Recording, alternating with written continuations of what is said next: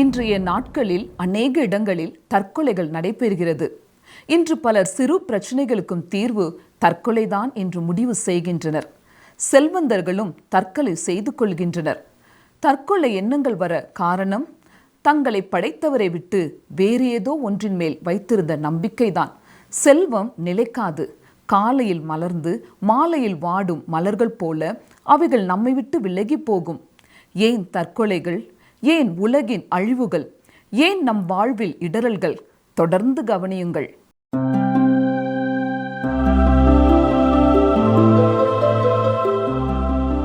பிரியமானவர்களே, இந்த வேதாராய்ச்சி நேரத்தில் கலந்து கொள்ளும் உங்களை அன்போடு வாழ்த்துகிறோம். இந்த நாட்களிலே நாம் யாக்கோபு எழுதின பொதுவான நிருபத்தை கற்றுக் வருகிறோம். இன்று நாம் 1ஆம் அதிகாரம் 12, 13ஆம் வசனங்களை கற்றுக்கொள்ளப் போகிறோம். வாசிக்கிறேன். யாக்கோபு 1ஆம் அதிகாரம் 12ஆம் வசனம். சோதனை சகிக்கிற மனுஷன் பாக்கியவான், அவன் உத்தமன் என்று விளங்கின பின்பு கர்த்தர் தம்மிடத்தில் அன்பு கூறுகிறவர்களுக்கு வாக்குத்தத்தம் பண்ணின ஜீவ கிரீடத்தை பெறுவான். 2ஆம் வசனத்தில் பயன்படுத்தப்பட்டுள்ள சோதனை என்ற வார்த்தையை மீண்டும் இங்கே பார்க்கிறோம். இந்த சோதனை என்ற வார்த்தைக்கு சரியான மற்றும் ஒரு வார்த்தை பரீட்சை என்பதாகும். 2ஆம் வசனத்தில் சொல்லப்பட்டிருக்கிற சோதனை என்பது புதிய கிறிஸ்தவ விசுவாசிகளாய் இருப்பதினாலே அவர்களுக்கு வரும் பாடுகளை குறித்தும் அவைகளின் மூலமாய் அவர்களுக்கு கிடைக்கும் பொறுமையை குறித்தும் நாம் கற்றுக்கொண்டோம். பொதுவாக சோதனை அல்லது பரீட்சை மூலமாக கிறிஸ்தவ விசுவாசத்திலே நம்மை வளர்ச்சி அடைய செய்வது தேவனுடைய வழிமுறைகளில் ஒன்று. சோதனைகள் மூலமாக இந்த உலகத்திலே நாம் நீடிய பொறுமை உள்ளவர்களாக மாறவும், அது மட்டுமல்ல, எதிர்காலத்திலும் நமக்கு கொடுக்க மற்றொரு காரியத்தை தேவன் தன் உள்ளத்திலே வைத்திருக்கிறார். அதுதான் அவர் நமக்கு கொடுக்க இருக்கிற ஜீவ கிரீடம். எந்த ஒரு சோதனையும், குறிப்பாக ஒரு பேரழிவு அல்லது துக்ககரமான ஒரு காரியம் இருந்தாலும் ஒரு நம்பிக்கை இழந்த நிலைமைக்கு நம்மை தள்ளி செல்ல வாய்ப்பு இருக்கிறது. கடந்த நிகழ்ச்சியின் இறுதியிலே நான் கூறிய ஒரு உதாரணத்தை போல நீண்ட காலமாக பாடுகளை அனுபவிப்பவர்கள் கேட்கும் ஒரு கேள்வி, இது ஏன் எங்களுக்கு நடக்கிறது என்பதுதான். ஆனால் கர்த்தருடைய பிள்ளைகள் வாழ்க்கையிலே ஒரு குறிப்பிட்ட நோக்கத்திற்காக தேவன் இதை செய்கிறார் என்ற நம்பிக்கை இருக்கிறது. ஆனால் கர்த்தரை அறியாத ஒரு மனிதன் அந்த பாடுகளின் அலைகளிலே மூழ்கி போக வாய்ப்பு இருக்கிறது. உலக பிரகாரமான ஒரு மனிதன் வாழ்க்கை எல்லாம் சிறப்பாக இருக்கும் பொழுதும் எதிர்மறையாய் சிந்திக்கக்கூடியவனாய் இருக்கிறான். இன்று உலகத்தில் எத்தனை பேர் தங்களுக்கு எல்லாம் இருந்தாலும் குறை கூறுகிறவர்களாய், கசப்பு நிறைந்தவர்களாய் இருக்கிறார்கள் இல்லையா? இன்று பல வாலிபர்கள் தற்கொலை செய்து கொள்கிறார்கள். மேலும் ஆயிரக்கணக்கான இளைஞர்கள் இன்று சமுதாயத்திலிருந்து வெளியேறுகிறார்கள். அதாவது சமுதாய கூட்டங்களிலே பங்கு பெற அவர்களுக்கு விருப்பமில்லை. ஏனென்றால் அவர்களுக்கு வாழ்க்கையில் எந்த இலக்கும் இல்லை, எந்த நோக்கமும் இல்லை. மிகவும் விவேகமான செய்தி விமர்சகர்களிலே ஒருவர் இந்த கருத்தை கூறியிருக்கிறார். கவனியுங்கள். செழிப்பற்ற காலங்களிலே மக்கள் வாழ விருப்பம் கொண்டிருக்கிறார்கள். மிக குறைவான தற்கொலைகள் மட்டுமே இருந்தன. ஆனால் இன்று அவர்களுக்கு எல்லாம் கொடுக்கப்பட்ட போது அவர்கள் இறக்க விரும்புகிறார்கள் என்று கூறுகிறார். விசுவாசம் சோதிக்கப்பட்டு இருளால் சூழப்படும் பொழுது, அலைகள் எழும்பி எல்லாம் தொலைந்து போனது போல் தோன்றும் பொழுது, ஒரு கடவுளின் பிள்ளை, அதாவது ஒரு விசுவாசி, இது முடிவல்ல என்பதை அறிவான். இப்போது என்னை சுற்றி இருளாக இருந்தாலும் பின்னர் அது மகிமையான வெளிச்சமாக இருக்கும் என்பதுவே அவனுடைய விசுவாசம். சங்கீதம் 30:5 பாருங்கள். அதன் பின்பகுதியை கவனிப்போம் என்றால், சாயங்காலத்திலே அழுகை தங்கும், விடியற்காலத்திலே களிப்புண்டாகும் என்று வாசிக்கிறோம். 12ஆம் வசனத்தின் கடைசியிலே யாக்கோபு கூறுவது என்ன? தம்மிடத்தில் அன்பு கூறுகிறவர்களுக்கு வாக்குத்தத்தம் பண்ணின ஜீவ கிரீடத்தை பெறுவான். அதிக துன்பங்களை அனுபவித்த மக்கள் கர்த்தராகிய இயேசு கிறிஸ்துவுடன் நெருக்கமான அன்பான உறவுக்குள் கொண்டு வரப்பட்டதை நான் கவனித்திருக்கிறேன். ஒருவர் இதை இவ்வாறு கூறியிருக்கிறார். கவனிங்கள். கடவுளே, கிறிஸ்துவின் சாயலை என் ஆன்மாவில் பதிக்க துக்கம், வலி மற்றும் இழப்பு வழியாக தவிர வேறு வழி இல்லையா? சிலுவையை தவிர வேறு வழி இல்லையா? கலிலேயாவின் அலைகள் அமைதியாக இருப்பது போல பின்னர் ஒரு குரல் என் ஆன்மாவை அமைதிப்படுத்துகிறது. தீப்பிழம்புகளின் நடுவே நான் உன்னுடன் நடந்தாலும் உலகின் வெப்பத்தை உன்னால் தாங்க முடியவில்லையா? நான் உங்களுக்காக வைத்திருக்கும் கோப்பையை குடித்தேன். நான் சிலுவையை சுமந்தேன். அதன் எடை எனக்கு தெரியும். நான் எங்கு செல்கிறேனோ அங்கு நீ பின்தொடர முடியாதா? ஆம், துன்பம் ஒரு நபரை கிறிஸ்துவுடன் அன்பான உறவுக்குள் கொண்டு வருகிறது. மேலும் அது அவரை கர்த்தராகிய இயேசுவின் பிரசன்னத்திற்குள்ளே கொண்டு வரப்படும் அந்த நாளை எதிர்நோக்க வைக்கிறது. அவர் அவனுக்கு ஜீவ கிரீடத்தை கொடுப்பார். ஜீவ கிரீடம் என்றால் என்ன? வேத புத்தகத்திலே பல கிரீடங்கள் குறிப்பிடப்பட்டுள்ளன. இந்த கிரீடம் விசுவாசிகளுக்கு பரிசாக வழங்கப்படும் கிரீடம். இது ரட்சிப்பை குறித்து பேசவில்லை, ஆனால் இது ஒரு வெகுமதியை குறிக்கிறது. இது ஒரு தனி நபருக்கு வெகுமதியாக வழங்கப்படும் ஒன்று. உதாரணமாக, தமிழ்நாட்டைச் சேர்ந்த ஒரு அறியப்படாத கிராமத்தில் உள்ள ஒரு சிறுவன் ஒலிம்பிக் விளையாட்டுகளுக்கு சென்று 6 தங்க பதக்கங்களை வெல்கிறான் என்று வைத்துக்கொள்ளுங்கள். திடீரென்று ஒவ்வொரு விளம்பர பலகையிலேயும் தொலைக்காட்சியிலையும் கூட அவனது முகம் காட்டப்படுகிறது. அவன் ஒரு திரைப்பட ஒப்பந்தத்திலும் கூட கையெழுத்திட்டதாக தெரிவிக்கப்படுகிறது. அருமையான கிறிஸ்தவ நண்பரே, இங்கே சோதனைகளின் மத்தியிலே உறுதியாய் நிலைத்திருப்பவர்களுக்கு கர்த்தராகிய இயேசு ஒரு வெகுமதி வைத்திருக்கிறார் என்பதைத்தான் யாக்கோபு கூறியிருக்கிறார். தம்மிடத்தில் அன்பு கூறுகிறவர்களுக்கு வாக்குத்தத்தம் பண்ணின ஜீவ கிரீடத்தை பெறுவான் என்று கூறியிருக்கிறார். சோதனை ஒரு மனிதனை கிறிஸ்துவை நோக்கி ஓடச் செய்யும் அல்லது கிறிஸ்துவை விட்டு தூரமாய் ஓடச் செய்யும். பல கிறிஸ்தவர்கள் சோதனைகள் வரும்பொழுது கசப்படைந்தவர்களாகி விடுகிறார்கள். உங்களுடைய குணநலனை மேம்படுத்தி அவரோடு உள்ள அன்பு உறவை நெருக்கமாக்க உங்கள் வாழ்க்கையிலே அவர் அனுப்பும் காரியங்களை எல்லாம் நீங்கள் விட்டுவிட்டீர்கள் என்றால், அல்லது அவைகளை கசப்பாய் நினைப்பீர்கள் என்றால், அவருடைய பிரசன்னத்திற்குள்ளே நீங்கள் வரும்பொழுது அது இனிமையான ஒரு சந்திப்பாய் இருக்காது. நம் ஒவ்வொருவருக்கும் சோதனை உண்டு. சோதனையின் மத்தியிலே அதை சகித்து கொண்டு தாண்டி சென்றவர்கள் ஜீவ கிரீடத்தை பெற்றுக்கொள்வார்கள். வேத புத்தகத்திலே பல கிரீடங்களை பற்றி சொல்லப்பட்டிருக்கிறது. இதை குறித்து எழுதும் பலர் எங்கிருந்து தான் கருத்துக்களை பெற்றுக்கொள்வார்களோ வித்தியாசமாக எழுதியிருக்கிறார்கள். ஜீவ கிரீடத்தை பற்றி நான் புரிந்து கொண்டதை உங்களோடு பகிர்ந்து கொள்கிறேன். இயேசு கிறிஸ்துவின் சிலுவை மரணத்தை தங்களுக்கும் சொந்தமானது என்று அவரை இரட்சகராக ஏற்றுக்கொள்ளாதவர்களுக்கு வெவ்வேறு விதமான தண்டனைகள் கொடுக்கப்பட போகிறது. சிலருக்கு கொஞ்சமாகவும் சிலருக்கு அதிகமாகவும் அடிகள் கொடுக்கப்பட போகிறது. அதே போல விசுவாசிகளுக்கு கொடுக்கப்படும் வெகுமதிகளும் வித்தியாசமான வெகுமதிகளாக இருக்க போகிறது. அப்போஸ்தலனாகிய பவுலுக்கோ மார்ட்டின் லூத்தர் அவர்களுக்கோ அல்லது ஜான் வெஸ்லி அவர்களுக்கோ கொடுக்கப்பட போகிற ஒரு வெகுமதியைப் போல எனக்கும் கிடைக்கும் என்று நான் எதிர்பார்க்கவில்லை. ஆனால் எனக்கும் ஒரு வெகுமதி உண்டு. அதை குறித்து நான் ஆவல் உள்ளவனாக இருக்கிறேன். வேறு எந்த காரியத்தையும் விட ஜீவ கிரீடத்தை பெறும்பொழுது இயேசு கிறிஸ்துவுக்கு மிக நெருக்கமான ஒரு உறவுக்குள்ளே உங்களை கொண்டு செல்லும்.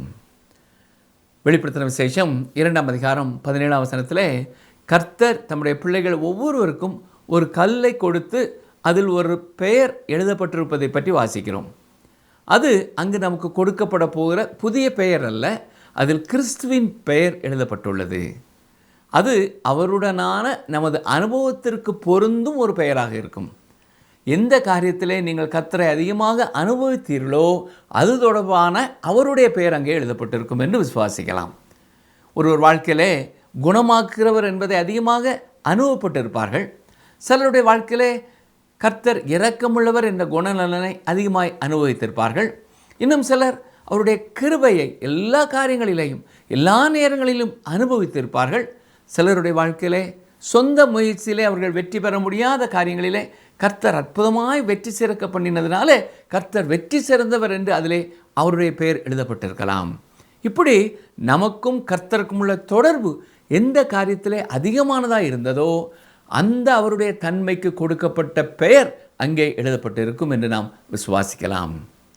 வாழ்க்கையின் முக்கியமான தீர்மானங்களை செய்யும் நேரங்களிலே நீங்கள் குழப்பமடைந்த நேரத்தில் சரியான தீர்மானத்திற்கு நேராய் அவர் உங்களை வழிநடத்தி இருப்பார் என்றால் அந்த உங்கள் அனுபவம் மற்றவர்களின் அனுபவங்களை விட நிச்சயமாய் வித்தியாசமானதே.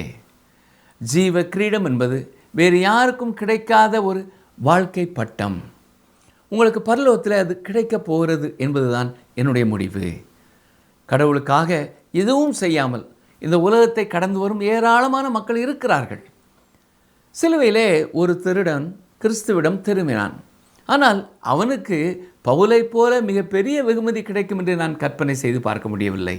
அதே நேரம் அப்போஸ்தலனாகிய பவுல் தன் கிரீடத்தை பெற்றுக்கொள்ளும் நேரம் எப்படி இருக்கும் என்பதை சற்றே கற்பனை செய்து பாருங்கள். பவுலும் யாக்கோபும் தங்களுக்கு கிடைக்கப் போகும் ஜீவ கிரீடத்தை பற்றி மிக வாஞ்சை உள்ளவர்களாய் இருந்தார்கள். கிறிஸ்துவுக்காக இந்த உலகத்திலே செயல்பட்டு கொண்டிருக்கும் ஒவ்வொருவரும் அவர்களுக்கான ஜீவ கிரீடத்தை எதிர்பார்த்து காத்திருக்கலாம். ஒரு சாட்சி கூட்டத்தில் உங்களுக்கு விருப்பமான ஒரு வேத வசனத்தை கூறுங்கள் என்று கேட்டபொழுது பலர் தங்களுக்கு பயனளித்த பல வேத வசனங்களை சொன்னார்கள். ஒரு உதவி ஊழியர் எழுந்து நின்று, இதுவும் கடந்து போகும் என்ற வாக்கியமே எனக்கு மிகவும் பயனளித்த ஒரு வாக்கியம் என்று கூறினார். இதை கேட்ட அனைவருக்குமே ஆச்சரியமாக இருந்தது. கூட்டத்தை வழிநடத்தி கொண்டிருந்த ஊழியர், தம்பி, நீங்கள் கூறும் காரியத்தை சற்று விளக்கமாக சொல்லுங்கள் என்று கேட்டுக்கொண்டார். அப்பொழுது அவர் கூறியது இதுதான், இதுவும் கடந்து போகும், this too shall pass away என்ற சொற்றொடர் பரிசுத்த வேதாகமத்திலே உள்ளதாக கருதப்பட்டாலும் அது உண்மையில் மன்னர் சாலமோனிடத்திலிருந்து உருவான ஒரு பழமொழியாகும். இது துன்பம் மற்றும் மகிழ்ச்சி போன்ற அனைத்தும் தற்காலிகமானவை, காலப்போக்கிலே மாறிவிடும் என்ற கருத்தை வலியுறுத்துகிறது. இது பரிசுத்த வேதாகமத்தில் நேரடியாக இல்லை என்றாலும் வேதாகம நம்பிக்கையோடு தொடர்புடைய பலரால் இந்த சொற்றொடர் பயன்படுத்தப்படுகிறது. உதாரணம் என்று சொல்கிறேன், கவனியுங்கள். சங்கீதம் 30:5 பின்பாகத்தை பாருங்கள். சாயங்காலத்தில் அழுகை தங்கும், விடியற்காலத்திலே களிப்புண்டாகும். எதிர்மறையான எந்த ஒரு காரியமும் தொடர்ந்து நம்முடைய வாழ்க்கையிலே தங்கியிருப்பதற்காக வரவில்லை, அது சீக்கிரமாய் கடந்து போகும் என்பதே விசுவாசம். சோதனைகள், வேதனைகள் நம்மிடத்திலே வந்து தங்குவதற்காக அல்ல, அது கடந்து செல்லும் ஒன்றாக இருக்கிறது என்பதையே அந்த சகோதரன் அவ்வாறு கூறினார். செல்வந்தர்களை குறித்து சொல்லும் பொழுதும் இதே விதமான கருத்தையே யாக்கோபு கூறியிருக்கிறார். இப்பொழுது உங்கள் வாழ்க்கை மிக அழகாய் தோன்றலாம், ஆனால் பூ உலர்ந்து போகிறது. உங்கள் செல்வம் உங்களை கைவிடும் நேரம் வரும். ஒரு நாள் நீங்கள் இயேசு கிறிஸ்துவின் முன் நிற்க வேண்டும். உலகில் மனிதனாய் பிறந்த ஒவ்வொருவரும் அவர் முன்னே ஒரு நாள் நிற்க வேண்டும். இயேசுவை விசுவாசியாத ஒவ்வொருவரும் அவருடைய வெள்ளை சிங்காசன நியாய தீர்ப்பின் முன் நிற்க வேண்டும். அதற்கு முன் விசுவாசிகள் ஒவ்வொருவரும் அவர்களுக்கு ஜீவ கிரீடம் உண்டா இல்லையா என்பதை அறிந்து கொள்ள கிறிஸ்துவின் முன் நிற்க வேண்டும். உங்களை பற்றி எனக்கு தெரியாது, ஆனால் எனக்கு அந்த ஜீவ கிரீடம் வேண்டும். சோதனை சகிக்கிற மனுஷன் உத்தமன் என்று விளங்கின பின்பு வாக்குத்தத்தம் பண்ணப்பட்ட ஜீவ கிரீடத்தை பெற்றுக்கொள்வான். தொடர்ந்து நாம் கற்றுக்கொள்ள வேண்டிய மிக முக்கியமான ஒரு சத்தியம், தீமையை கொண்டு தேவன் சோதிப்பவர் அல்ல. 12ஆம் வசனத்தில் நாம் பார்த்த சோதனை, பாடுகள், துன்பங்கள் வரும்பொழுது நாம் எப்படி கடந்து வருகிறோம் என்பதை தேவன் பார்க்கிறார். 13, 14ஆம் வசனங்களில் சொல்லப்பட்டிருக்கிற சோதனை பாவம் செய்ய நமக்கு வரும் சோதனையை குறிக்கிறது. சிலர் தங்களுக்கு வரும் பாவ சோதனை குறித்தும் தேவன் என்னை சோதித்தார் என்று சொல்வார்கள். பாவ சோதனை கொடுப்பது தேவன் அல்ல. விசுவாசிகள் ஒவ்வொருவரும் அறிந்து கொள்ள வேண்டிய மிக முக்கியமான ஒரு சத்தியத்தை குறித்து இங்கே யாக்கோபு எழுதியிருக்கிறார். நாம் கர்த்தரை குறை கூறும் பல காரியங்களுக்கும் அவருக்கும் எந்த சம்பந்தமும் இல்லை. பாருங்கள், யாக்கோபு 1ஆம் அதிகாரம் 13ஆம் வசனம், சோதிக்கப்படுகிற எவனும் நான் தேவனால் சோதிக்கப்படுகிறேன் என்று சொல்லாதிருப்பானாக. தேவன் பொல்லாங்கினால் சோதிக்கப்படுகிறவர் அல்ல, ஒருவனையும் அவர் சோதிக்கிறவரும் அல்ல. இதற்கு முந்தைய வசனத்திலே தேவன் தன்னுடைய பிள்ளைகளை சோதிக்கிறார் என்று நாம் பார்த்தோம். ஆனால் இப்பொழுது பாவ சோதனையினாலே, அதாவது தீமையினாலே தேவன் தன்னுடைய பிள்ளைகளை சோதிப்பதில்லை என்பதை தெளிவுபடுத்துகிறார். பாவத்தினால் சோதிக்கப்படும் யாரும் தேவன் என்னை சோதிக்கிறார் என்று சொல்லக்கூடாது. இந்த வசனத்தை நன்றாக கவனிக்க வேண்டும். வெறுமனே சோதனை என்று சொல்லாமல் சோதிக்கப்படுகிற என்று கூறியிருக்கிறார். கவனித்தீர்களா? சோதிக்கப்படுகிற என்பது ஒரு வினை சொல், சோதனை என்பது ஒரு பெயர் சொல். மனித குலத்தின் இயல்பான போக்கு என்னவென்றால், கடவுளையே தனது அனைத்து குறைபாடுகளுக்கும், தனது அனைத்து தவறுகளுக்கும், தோல்விகளுக்கும், அசுத்தங்களுக்கும் குறை கூறுவதாகும். ஆரம்பத்திலிருந்தே, மனிதனின் வீழ்ச்சியின் காலத்திலிருந்தே இது உண்மையாகவே இருந்து வருகிறது. ஆதியாகமம் 3ஆம் அதிகாரம் 12, 13ஆம் வசனங்களிலே அன்று ஆதாம் சொன்னதும் இதுதான். கவனியங்கள், வாசிக்கிறேன். ஆதியாகமம் 3ஆம் அதிகாரம் 12ஆம் வசனம் முதல், அதற்கு ஆதாம், என்னுடனே இருக்கும்படி தேவரீர் தந்த ஸ்திரீயானவள் அவ்விருட்சத்தின் கனியை எனக்கு கொடுத்தாள், நான் புசித்தேன் என்றான். அப்பொழுது தேவனாய கர்த்தர் ஸ்திரீயை நோக்கி, நீ இப்படி செய்தது என்ன என்றார். ஸ்திரீயானவள், சர்ப்பம் என்னை வஞ்சித்தது, நான் புசித்தேன் என்றாள். சொல்லப்போனால் மூவருமே அந்த பாவத்திற்கு காரணம். கடவுள் ஏன் வெள்ளத்தையும் பூகம்பத்தையும் அனுப்பி குழந்தைகளையும் கொல்ல அனுமதிக்கிறார் போன்ற கேள்விகளை நாம் அடிக்கடி கேட்கிறோம். மனித குலத்தின் பேராசை மற்றும் சுயநலத்தின் விளைவுகளுக்கு இன்று கடவுளை குறை கூறுகிறோம். அதுதான் வெள்ளம் மற்றும் பூகம்பங்களுக்கு உண்மையிலே காரணம். மனிதன் ஒரு நதிக்கு மிக அருகிலே வீடுகளை கட்டுகிறான். இயற்கையான நிகழ்வுகளின் போக்கிலே நதி பெருகும் பொழுது அதை அவன் வெள்ளம் என்றும் கடவுளின் செயல் என்றும் அழைக்கிறான். ஆனால் மனிதன் ஆற்றின் அருகே கட்டுவது மிகவும் இனிமையானது என்று நினைக்கிறான், அல்லது அது போக்குவரத்துக்கு அருகில் உள்ளது, அல்லது அதுதான் தொழில் என்கிறான். உண்மையில் மனிதனின் பேராசைதான் மிகவும் ஆபத்தான இடத்திலே அவனை வீடு கட்ட வைக்கிறது. உதாரணமாக, நீங்கள் தெற்கு கலிஃபோர்னியாவிலே வசிக்கப் போகிறீர்கள் என்றால் நிலநடுக்கம் ஏற்படும் வாய்ப்பை பெறுவீர்கள். அதுபோல் பூமியிலே எங்கே நிலநடுக்கம் வருமோ அங்கே நாம் வீடுகளை கட்டக்கூடாது. நிலநடுக்கவியலாளர்கள் இங்கு ஒரு பெரிய நிலநடுக்கத்தை சந்திக்க நேரிடும் என்று கணித்திருக்கிறார்கள். என்றாலும் மக்கள் அப்படிப்பட்ட இடங்களிலே போய் பாய்ந்து சென்று உயரமான கட்டிடங்களை கட்டிக்கொள்கிறார்கள். இப்படி செய்கிறவர்கள் நிலநடுக்கம் ஏற்பட்டால் கடவுளை குறை கூறக்கூடாது. ஒரு உயரமான கட்டிடம் ஒன்றிலிருந்து கான்கிரீட் விழுந்து நம் அன்புக்குரியவர்களிலே ஒருவரை கொல்கிறது என்றால் அதற்கு நாம் கடவுளை குறை கூறக்கூடாது. மனிதர்களும் இன்று தங்கள் தத்துவங்களிலே கடவுளை குறை கூறுகிறார்கள். உதாரணமாக, பேந்தியிசம் அல்லது சர்வதேச மதம் என்பதிலே அவர்கள் கூறுவது என்ன? எல்லாம் கடவுள். அதாவது நல்லது நடந்தால் கடவுளின் வலது என்றும் தீமை நடந்தால் அவரது இடதுகை என்றும் கூறுகிறது. மேலும் அனைத்து நிகழ்வுகளும் முன்னரே தீர்மானிக்கப்பட்டவை மற்றும் தவிர்க்க முடியாதவை என்று விதிவாதம், அதாவது ஃபேட்டலிசம் கூறுகிறது. இன்னும் சிலர் கூறுவது என்ன? ஒரு கடவுள் இருந்தால் அவர் இந்த பிரபஞ்சத்தை 8 நாட்களுக்கு ஒரு முறை சாவி கொடுக்கும் கடிகாரம் போல சாவி கொடுத்து விட்டு அதை விட்டு வெளியேறி விட்டார் என்று கூறுகிறார்கள். மனித இனத்தின் பிரச்சனைக்கு மெட்டீரியலிசம், அதாவது பொருள் முதல் வாதத்தின் விளக்கம் என்னவென்றால், மனிதனின் மிக உயர்ந்த அபிலாஷைகளுக்கும் மோசமான உணர்ச்சிகளுக்கும் இயற்கையான வளர்சிதை மாற்றமே காரணம் என்று கூறுகிறார்கள். கடவுள் தன் வார்த்தையிலே இந்த தத்துவங்களுக்கு பதிலளிக்கிறார். கடவுளிடம் தீமை இல்லை, அவரிடமிருந்து வருவதெல்லாம் நன்மையே. அவர் ஒளியாய் இருக்கிறார், தவறானது எதுவும் அவரிடத்திலிருந்து வருவது இல்லை. 1 யோவான் 1:5 என்ன சொல்லுகிறது?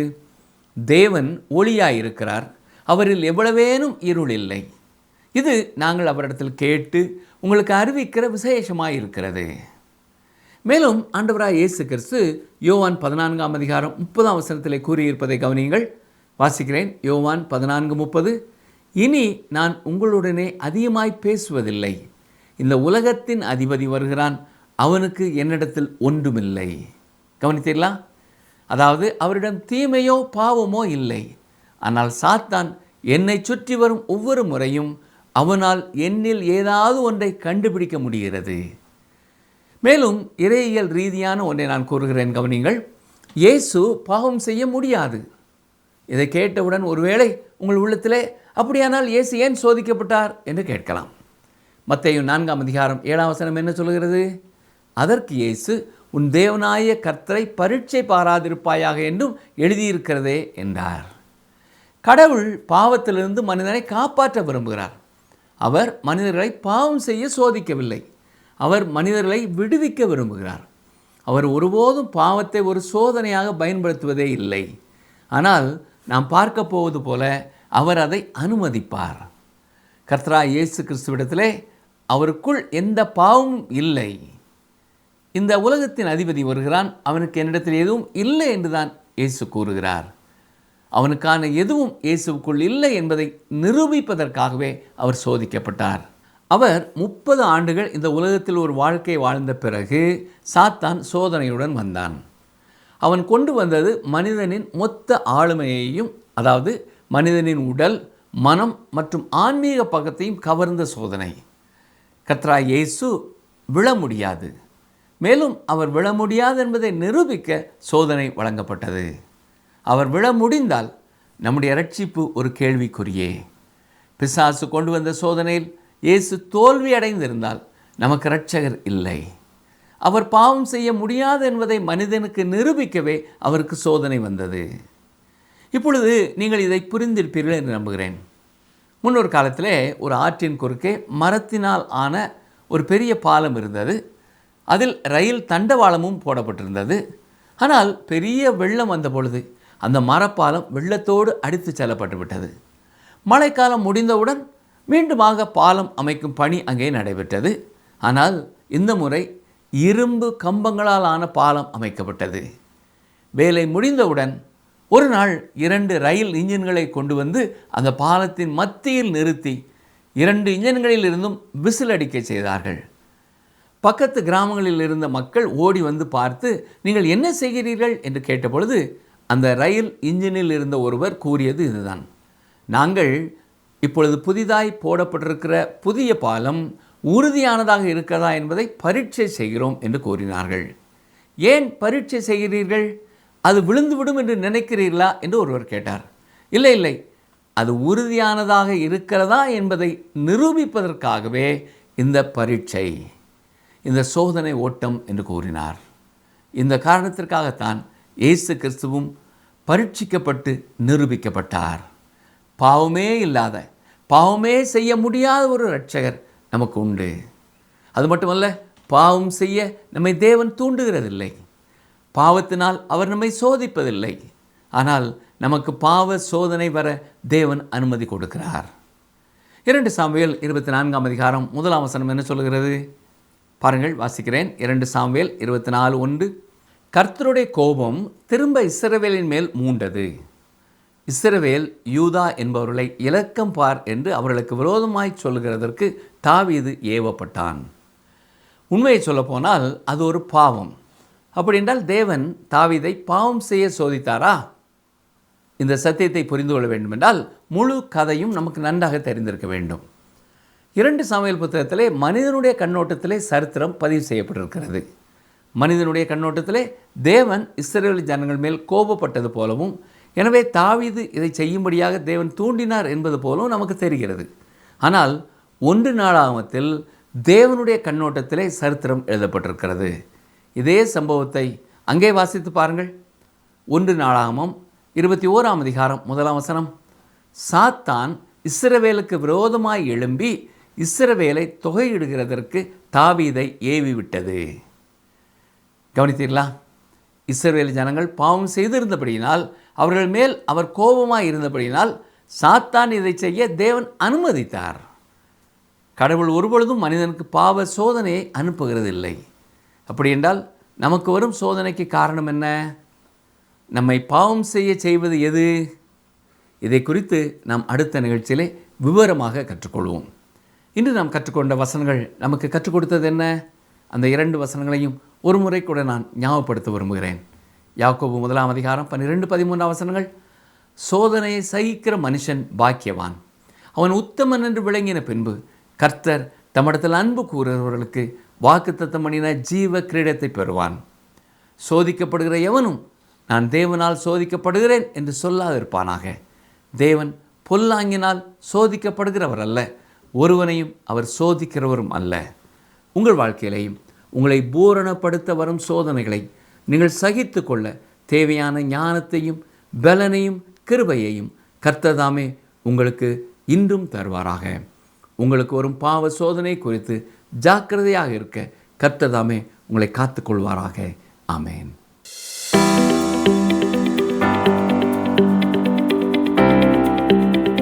சோதனையை சகிக்கிற மனுஷன் எதை பெற்றுக்கொள்வான்?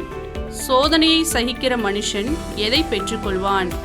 ஆப்ஷன் ஏ, வாக்குத்தத்தம் பண்ணின ஜீவ கிரீடத்தை பெறுவான். ஆப்ஷன் பி, விலையேற பெற்ற ஜீவ கிரீடத்தை பெறுவான். ஆப்ஷன் சி, அன்பின் ஜீவ கிரீடத்தை பெறுவான்.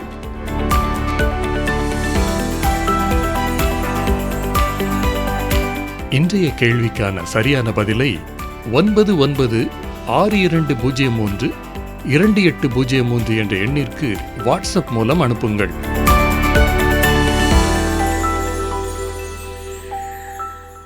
இன்றைய நாளில் நாம் ஜீவ கிரீடத்தை பெறுவதை குறித்தும் அது பெறுவதற்காக நாம் சோதனைகளை சகித்து அவைகளில் வெற்றி பெறுவது எவ்வளவு முக்கியம் என்றும் பார்த்தோம்.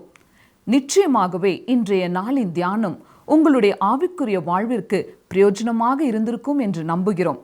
அன்பு நேயரே, 1000 கோடி நட்சத்திரங்களுக்கு தனித்தனியே பெயரிட்டு அவற்றை பெயர் சொல்லி அழைக்கும் தேவன் நாம் ஒவ்வொருவருக்கும் கொடுக்க இருக்கும் ஜீவ கிரீடம் நிச்சயம் தனித்தன்மை வாய்ந்ததாகத்தானே இருக்கும்.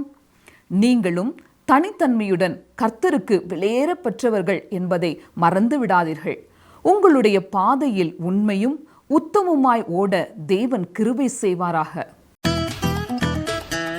இந்த நிகழ்ச்சி உங்களுக்கு பிடிச்சிருக்கா? அப்ப இப்பவே மிஸ்டர் கால் கொடுங்க. பரிசு வெல்றது நீங்களாவும் இருக்கலாம்.